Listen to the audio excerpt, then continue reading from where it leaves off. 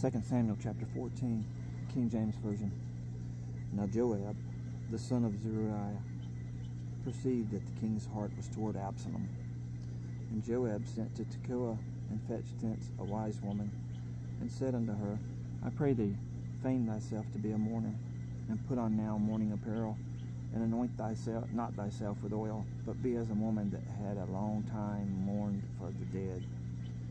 And come to the king, and speak on this manner unto him. So Joab put the words in her mouth.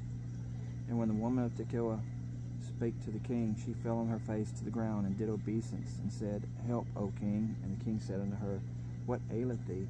And she answered, I am indeed a widow woman, and mine husband is dead, and thy handmaid had 2 sons, and they 2 strove together in the field, and there was none to part them, but the one smote the other and slew him.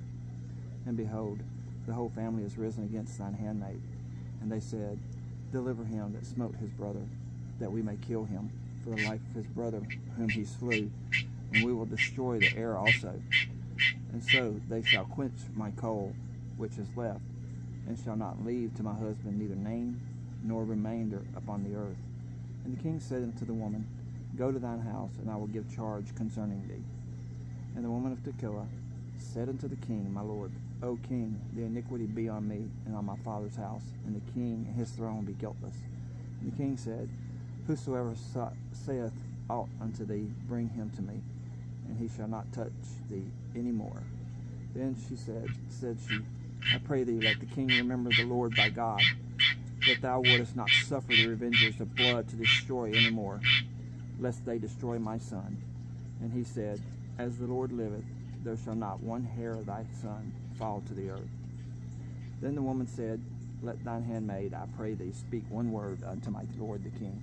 And he said, Say on. And the woman said, Wherefore then hast thou thought such a thing against the people of God? For the king doth speak this thing as one which is faulty, and that the king doth not fetch home again his banished. For we must needs die, and are as water spilt on the ground, which cannot be gathered up again. Neither doth God respect any person, yet doth he devise means, that his banished be not expelled from him. Now therefore that I come to speak of this thing unto my lord the king, it is because the people have made me afraid. And thy handmaid said, I will now speak unto the king. It may be that the king will perform the request of his handmaid. For the king will hear to deliver his handmaid out of the hand of the man that would destroy me, and my son together out of the inheritance of God. Then thine handmaid said, The word of my lord the king shall now be comfortable. For as an angel of God, so is my lord the king to discern good and bad. Therefore the Lord thy God will be with thee. Then the king answered and said unto the woman, Hide not from me, I pray thee, the thing that I shall ask thee. And the woman said, Let my lord the king now speak. And the king said, Is not the hand of Joab with thee in all this? And the woman answered and said, As thy soul liveth, my lord the king, none can turn to the right hand or to the left from aught that my lord the king hath spoken. For thy servant Joab, he bade me, and he put all these words in the mouth of thine handmaid. To fetch about this form of speech hath thy servant Joab done this thing. And my lord is wise, according to the wisdom of an angel of God, to know all things that are in the earth. And the king said unto Joab, Behold now, I have done this thing. Go therefore, bring the young man Absalom again. And Joab fell to the ground on his face, and bowed himself, and thanked the king. And Joab said, Today thy servant knoweth that I have found grace in thy sight, my lord, O king, and that the king hath fulfilled the request of his servant. So Joab arose and went to Geshur, and brought Absalom to Jerusalem. And the king said, Let him turn to his own house, and let him not see my face. So Absalom returned to his own house, and saw not the king's face. But in all Israel there was none to be so much praised as Absalom for his beauty. From the sole of his foot even to the crown of his head, there was no blemish in him.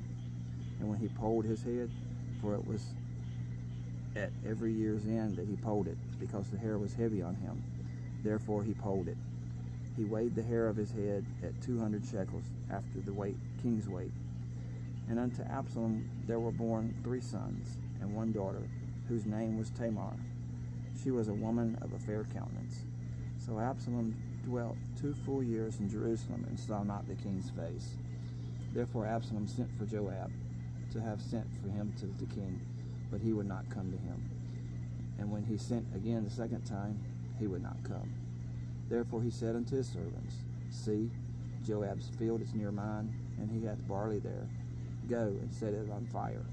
And Absalom's servants set the field on fire. Then Joab arose and came to Absalom unto his house, and said unto him, Wherefore have thy servants set my field on fire? And Absalom answered Joab, Behold, I sent unto thee, saying, Come hither, that I may send thee to the king, to say, Wherefore am I come from Geshur? It had been good for me to have been there still.